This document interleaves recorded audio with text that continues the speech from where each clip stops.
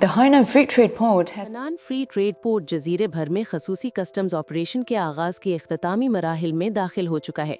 ये इकदाम चीन के आला मेयार के खुलेपन को मजीद वुसअत देने और एक आलमी खुली मईशत की तरक्की में किस तरह मदद देगा। Hainan is the earliest region. चीन के उन इब्तदाई खित्तों में से एक है जहां शिनज़ेन की तरह सबसे पहले खुलेपन का अमल शुरू हुआ था। मेरे ख्याल में हिनान दुनिया के सामने चीन के खुलेपन की पॉलिसियों, उनके नए खदोखाल और चीन के एतमाद की भरपूर नुमाइंदगी करता है। इसके साथ ये इकदाम सरमाए के बहाव को भी फरोग देगा। बैनुल अक़वामी सरमायाकारों की बड़ी तादाद चीन की तरक्की के नए मरहले के समरात में शरीक हो सकेगी, जबकि मकामी सरमायाकार हिनान को एक नए प्लेटफॉर्म के तौर पर इस्तेमाल करते हुए बैरून मुल्क सरमायाकारी कर सकेंगे। आइंदा बरसों में हिनान चीन और दुनिया के दरमियान एक नया पुल बन जाएगा, एक ऐसा पुल जो मुकम्मल तौर पर आज़ाद और खुला होगा।